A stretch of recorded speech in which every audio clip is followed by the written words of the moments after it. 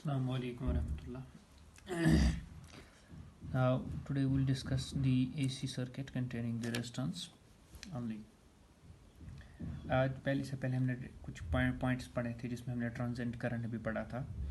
तो एक्चुअली अब हमने देखना है जब एसी करंट है इसको हमने मुख्तलिफ सर्किट्स में पास कराना है, वहाँ पे हमने देखना है करंट और ईएमएफ के दरमियान रिलेशन क्या रहेगी, यानी पोटेंशियल और करंट कौन कौन से रिलेशन दिखाता है। So therefore will be changing the circuits. First will take the resistive circuit and will find out then capacitive then combination of circuits. तो मुख्तलिफ सर्किट्स हम ट्राई करेंगे, उनमें हम एसी पास जब करेंगे तो you will find different relations.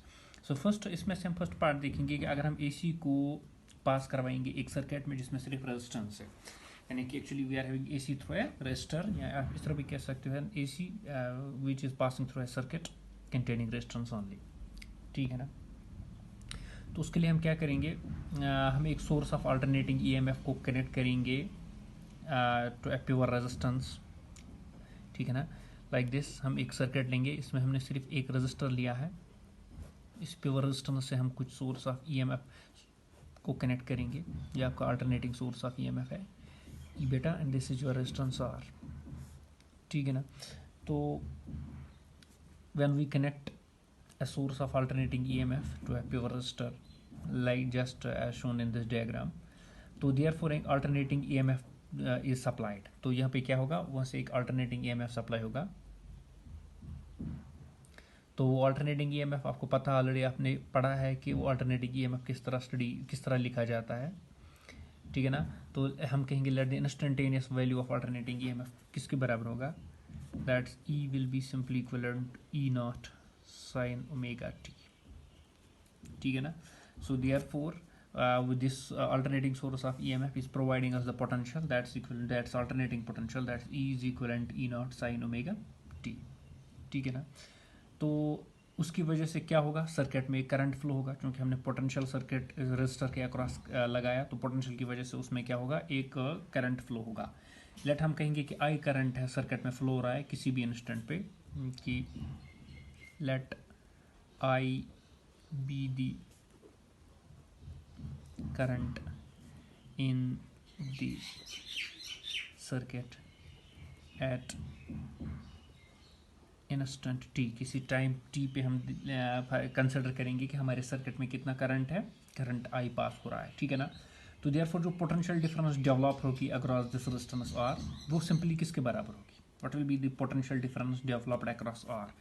मैं कह रहा हूँ पोटेंशियल डिफरेंस डेवलप्ड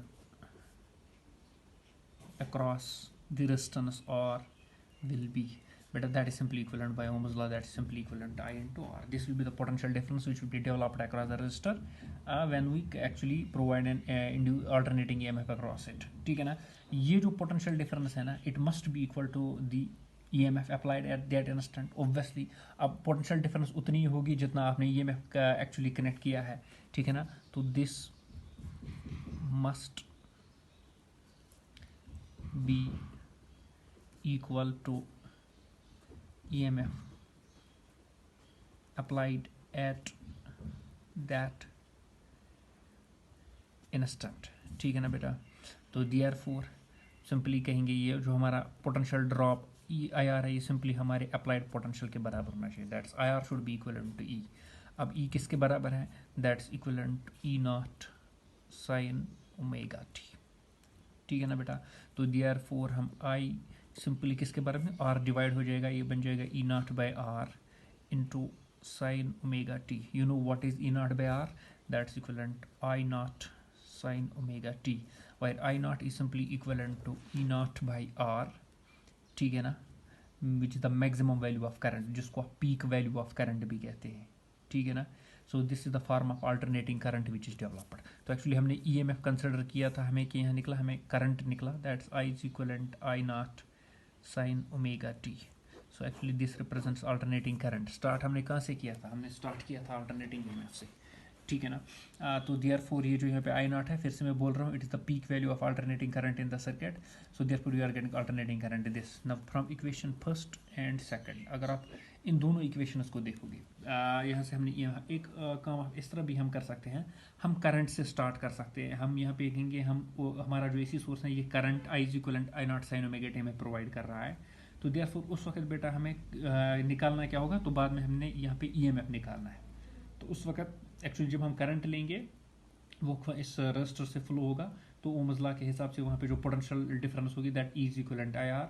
तो आई को अपना वैल्यू आपने देना है, you will obviously gate that's is equivalent E naught sine omega T. चाहे आप स्टार्ट इससे करें या इससे करें, it is one and the same thing. Relation actually इन्हीं दोनों के दरमियान हमने देखनी है, दैट्स ई एम एफ और आई के दरमियान देखना है कि ये किस तरह एक्चुअली एक सर्किट में फ्लो हो रही है, किस तरह ये सर्किट में रिलेशन दिखा रहे हैं।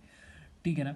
अब इन दो इक्वेशंस, ये दो इक्वेशंस हमें क्या प्रोवाइड करते हैं, ये प्रोवाइड करते हैं इंस्टेंटेनियस वैल्यू ऑफ ये अल्टरनेटिंग करंट है सर्किट में, और ये हमारा ईएमएफ है। ठीक है ना। तो इन दो इक्वेशंस से हम क्या कह सकते हैं, it follows that the alternating current is in phase with EMF. यहाँ पे अल्टरनेटिंग करंट और ईएमएफ इन फेज है, इनके दरमियान कोई फेज डिफरेंस नहीं है। आप देखो एंगल कितना है, यहाँ पे भी साइन ओमेगा टी एंगल है, यहाँ पे भी साइन ओमेगा टी एंगल है, बीच में जो इनकी एक साथ साथ चलते हैं, इनकी पोजीशन सेम रहती है, कोई फेज डिफरेंस इनमें नहीं है इन दो में। ठीक है ना। तो therefore when AC flows through a resistor, remember there is no phase difference between EMF and the current. तो इस फैक्ट को हम ग्राफिकली भी रिप्रेजेंट कर सकते हैं और फेजर डायग्राम से भी मैं लेटर ऑन आपको दिखाऊंगा। ठीक है ना। तो वो हम अभी देखेंगे। तो एक्चुअली इसमें आपने फिलहाल क्या याद रखना है, जब हम कंपेयर करेंगे इन दो इक्वेशंस को, यहाँ अगर एक चीज़ यहाँ पे एक चीज़ आप ध्यान में रख सकते हो, अगर हम कंपेयर करेंगे ना, आई नॉट किसके बराबर है, here I nought is equivalent E nought by R. ठीक है ना। हमारा आई नॉट अगर आपसे कहा भी जाएगा कि आपका पीक वैल्यू किसके बराबर है, that I nought is simply equivalent E nought by R. अगर हम कंपेयर करेंगे ना इसको ओम्स लॉ के साथ, that's current is equal to voltage divide by the resistor, we find that the resistance of AC is represented by R, which is the value of resistance to DC।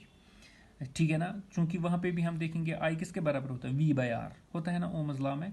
तो there four चाहे हम, क्योंकि वो तो direct current में हम actually apply करते हैं, तो ओब्वियसली हम जब कंपेयर करते हैं इस इक्वेशन को ओम्स लॉ के साथ, तो देयर फोर जो क्या है, जो सिंपली है current is equal to voltage by resistance, तब हम क्या देखते हैं, जो रेजिस्टेंस है ना टू AC उसको इज रिप्रेजेंटेड बाय आर। तो रेजिस्टेंस जो एसी की वो रिप्रेजेंट किससे की जाती है, R, which is the value of resistance to DC, जो रेजिस्टेंस डीसी में भी रिप्रेजेंट होती है। ठीक है ना।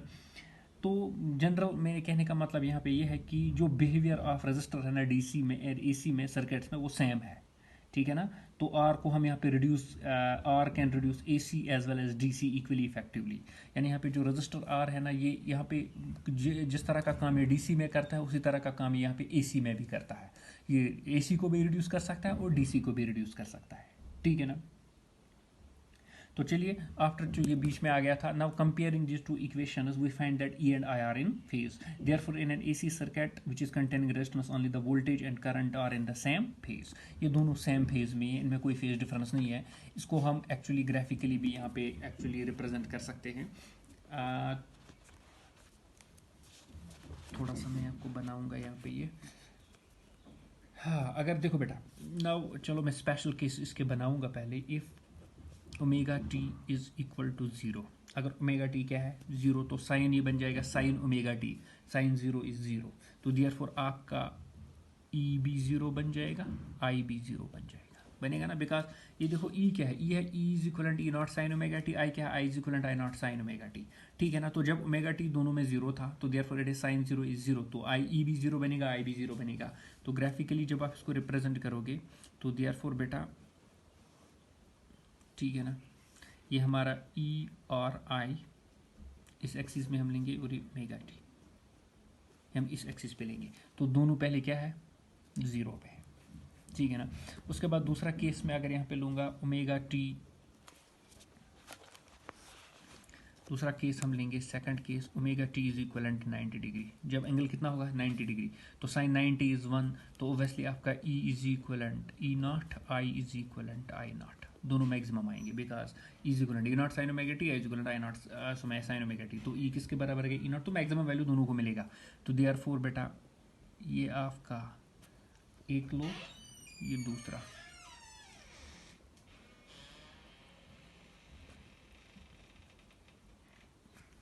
Maximum value. Number third, omega T is equivalent 180 degree. तो ये पाई हो गया, तो साइन पाई हमेशा 0 हो गए, तो देयरफॉर ई भी 0 है आपका, आई भी 0 है, ठीक है ना। तो वंस अगेन ये नीचे आएगा, चलो मैं रेड से इसको बना रहा हूँ ताकि डिफरेंस हो जाए इनके दरमियान, ठीक है ना।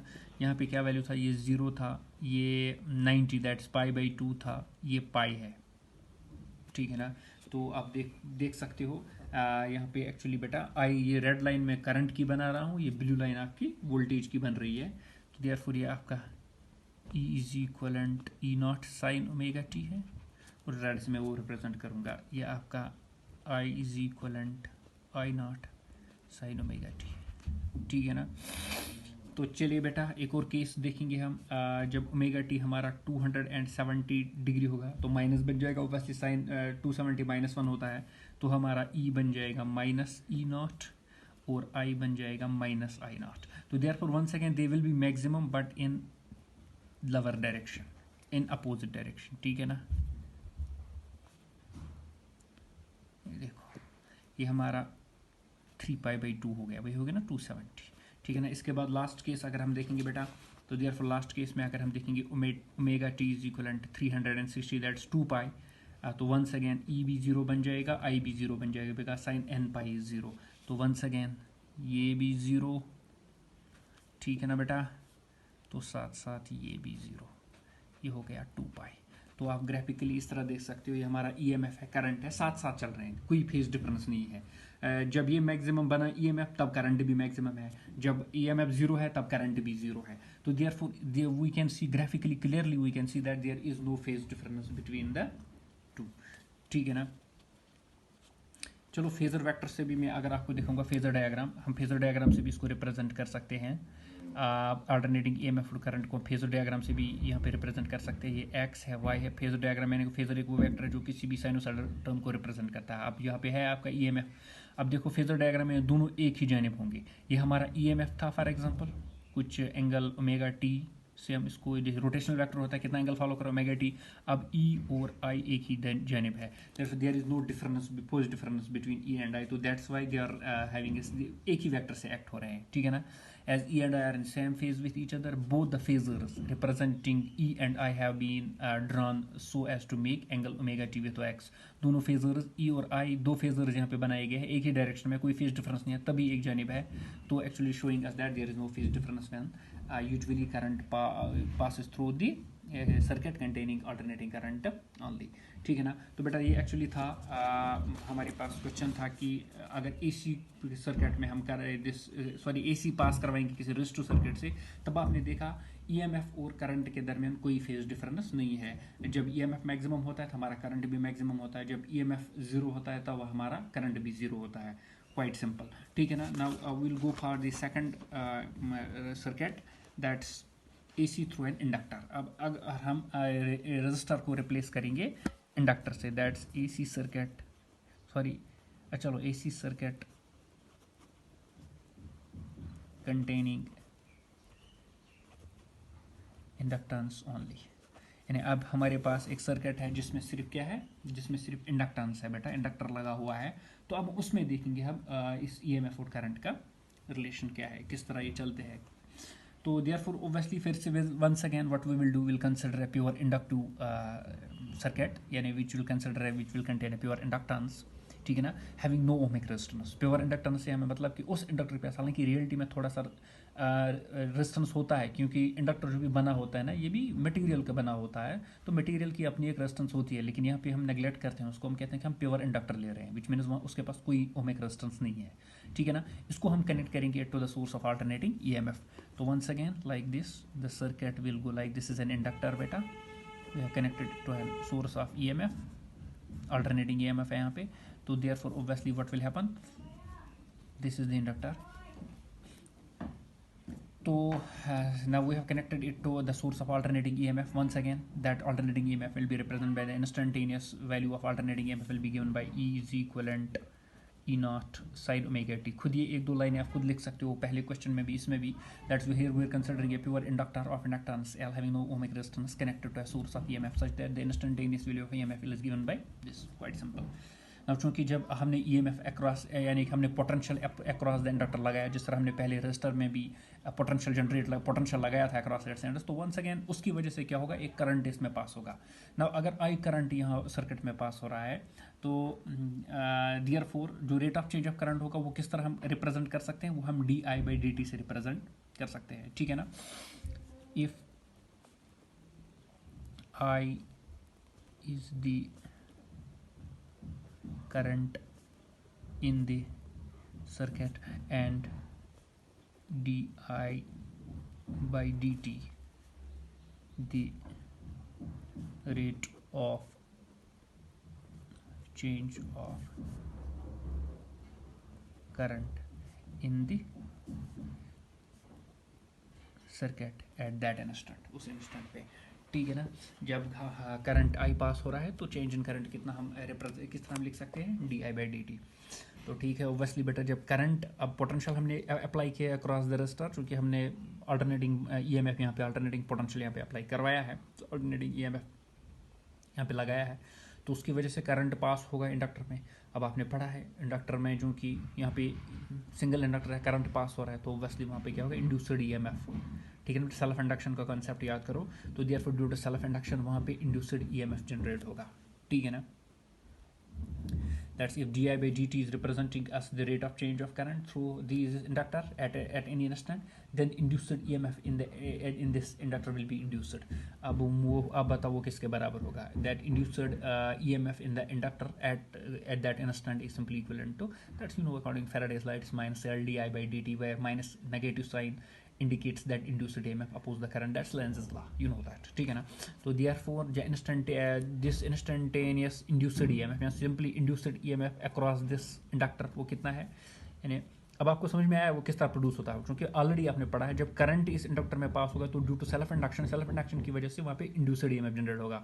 अब फैराडे क्या था, वो सेल्फ इंड्यूस्ड EMF किसके बराबर है, ठीक है ना।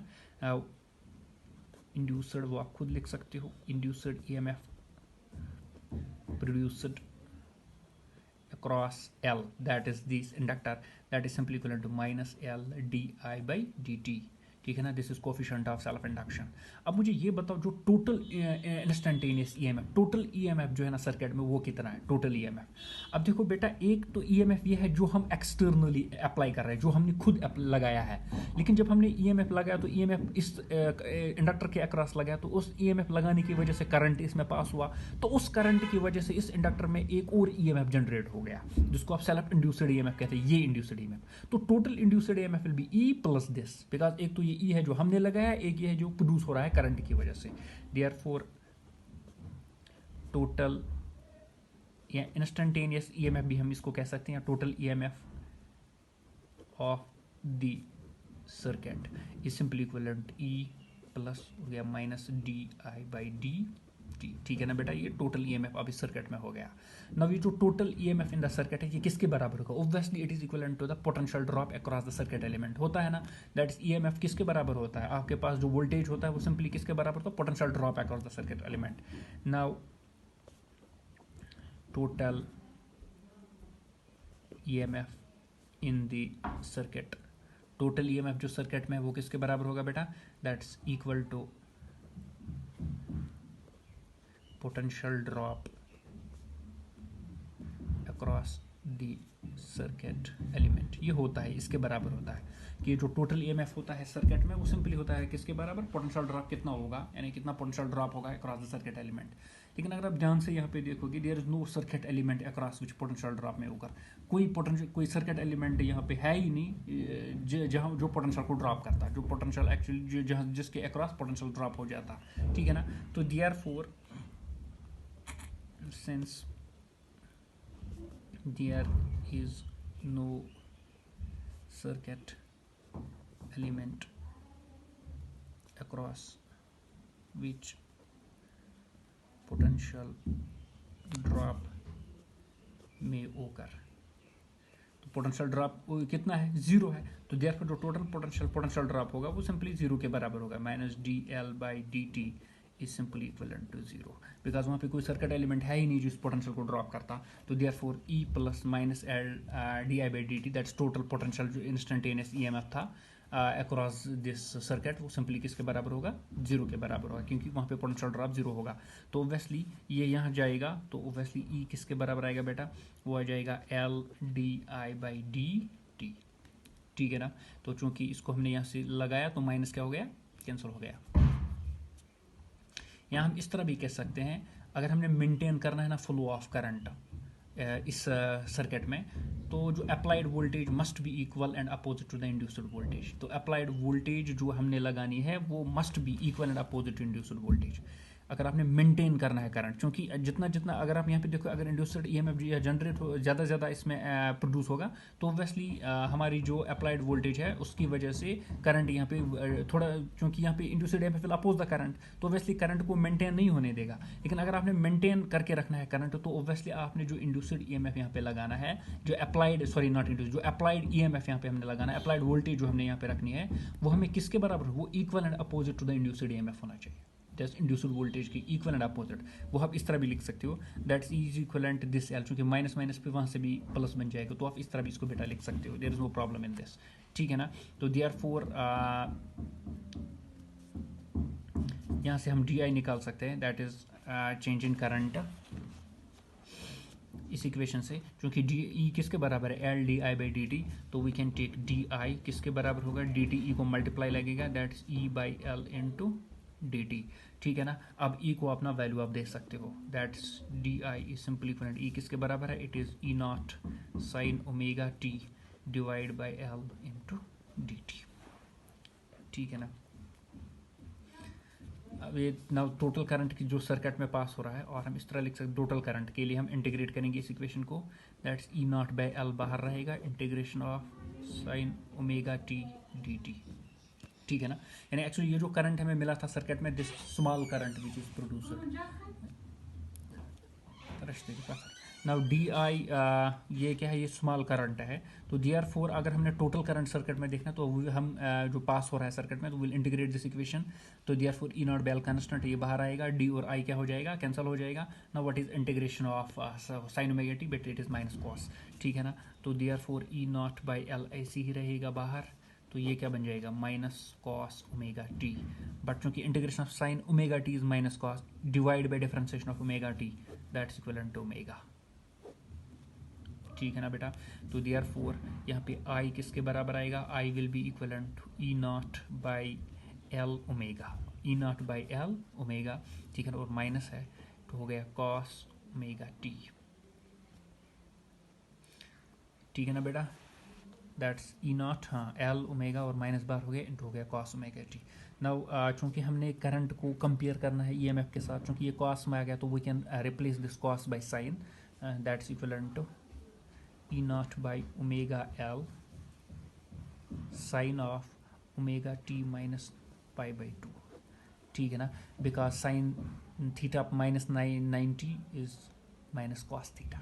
Yeah, sorry what I am saying, it is sin 90 minus theta is cos theta, ठीक है ना।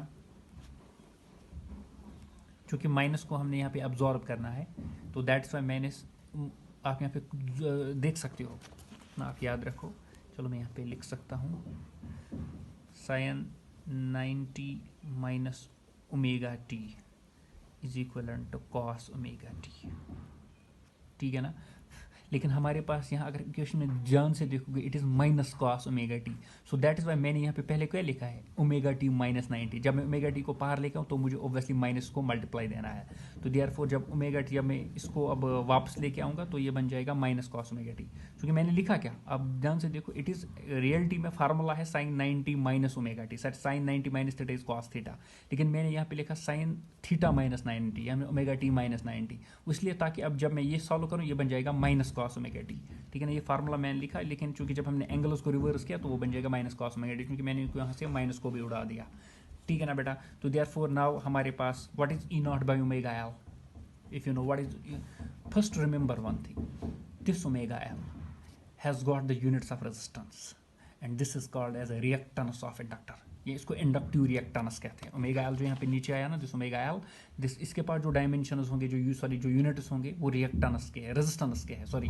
इसको हम कहते हैं रिएक्टेंस कहते हैं, reactance of inductor, inductive reactance इसको हम कहते हैं। ये अलग से हमने पढ़ना भी है, लेकिन यहीं पे आपको मिलेगा। इसको XL से रिप्रेजेंट किया जाता है बेटा, XL, ठीक है ना। तो देयरफॉर चलो मैं इसको रिप्रेजेंट भी करूँगा आपके लिए, that's equivalent E naught divide by XL, इस तरह रिप्रेजेंट किया जाता है, sine omega T minus pi by 2, where XL is equivalent omega L is called as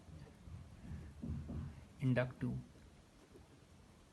reactance. इसको inductive react, that's a portion offered by the inductor, ये हमने अलग से भी पढ़ना है, ठीक है ना। तो therefore this E nought by XL that is voltage by 1 second, resistance है, तो ये I नॉट बन जाएगा। तो I is equivalent I not, यहाँ पे देख सकते हो आप, sign omega T minus pi by 2।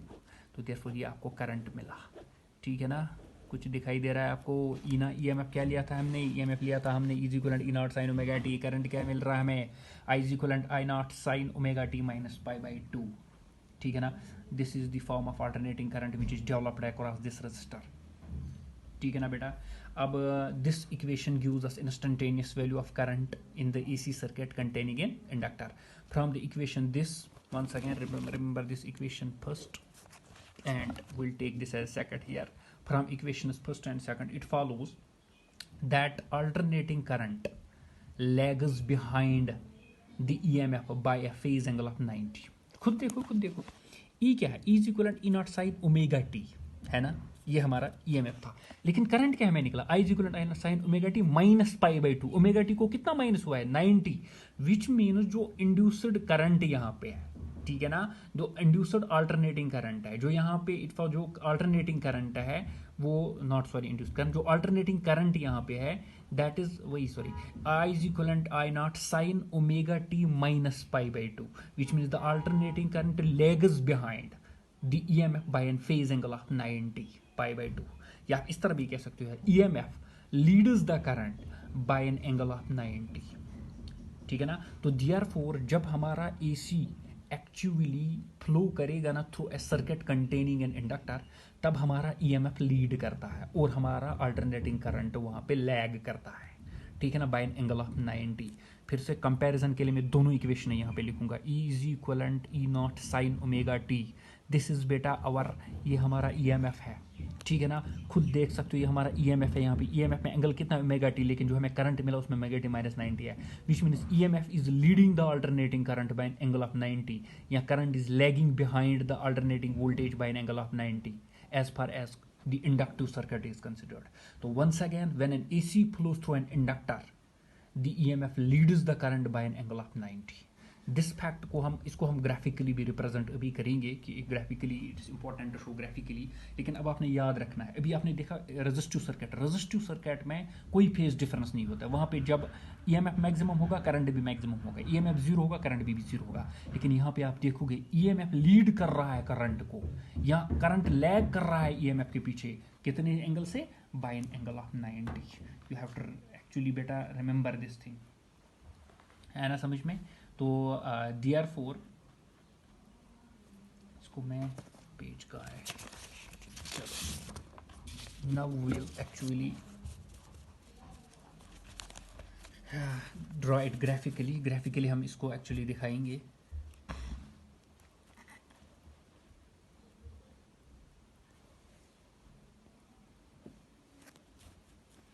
तो पहला, ठीक है ना, ये ओमेगा टी जब कितना था? 0 था, ठीक है ना। अब EMF क्या हमारे पास? E is equivalent E not sine omega T, तो साइन ओमेगा टी ओवसली क्या बनेगा? वो तो 0 बनेगा, तो हमारा E क्या बना? 0 पहले केस में, ठीक है ना। तो दूसरे केस में जो हमारा I था, I किसके बराबर है? I is equivalent I not sine omega T minus pi by 2, which is equivalent to I not cos omega T, ठीक है ना बेटा। अब जब ओमेगा टी 0 है, remember cos 0 is 1, that's equivalent I not. अब यहाँ पे आप देख सकते हो जब E 0 है, I नॉट कितना है? मैक्सिमम है। ग्राफ बनाओ, ग्राफ बनाएंगे, देखो बेटा ग्राफ कैसे बनता है। ये हमारा ई और आई है, यहाँ से ये आपका ओमेगा टी है।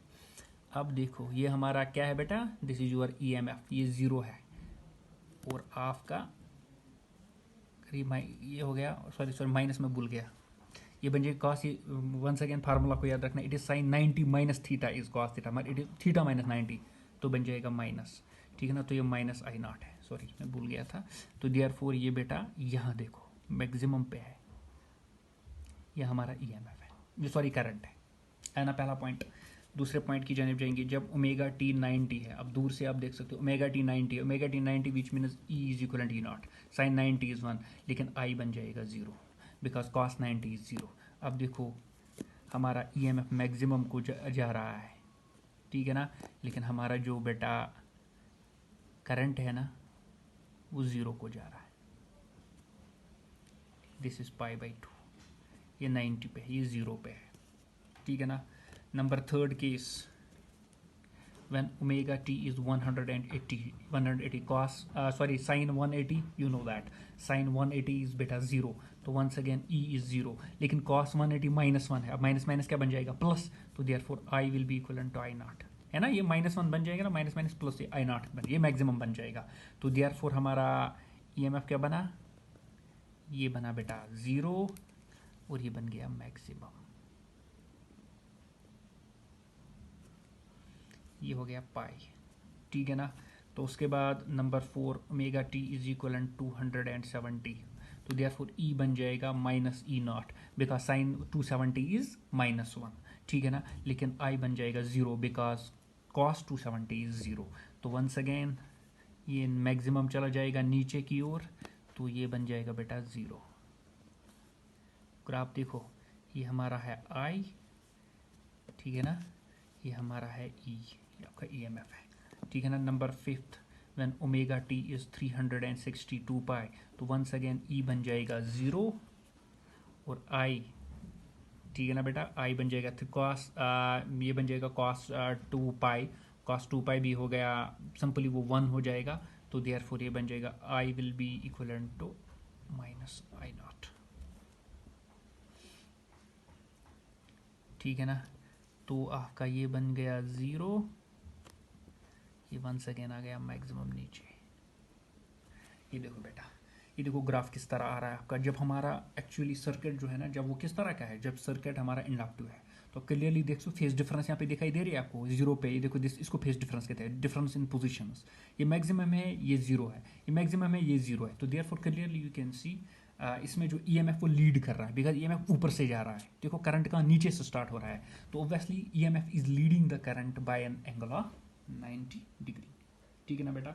हम इसको भी करंट से ही स्टार्ट कर सकते हैं और later on we can reach up to, अगर हम एक और चीज़ में ज़रूरी आपने याद रखनी है, अगर आपने करंट से स्टार्ट किया, अगर आपने क्वेश्चन को इस तरह से लिया I is equivalent I naught sine omega T, ठीक है ना, तो आपको बाद में जब आप सॉल्व करेंगे तो आपको ये मिलेगा is equivalent E naught sine omega T plus pi by 2, इस तरह का आपको मिलेगा, ठीक है ना। तो one in the same thing, चाहे उस तरीके से आप करो, इस तरीके से करो, दोनों में आपने लेंस लॉ का, सॉरी इसका फैराडेज लॉ का इस्तेमाल ही करना है।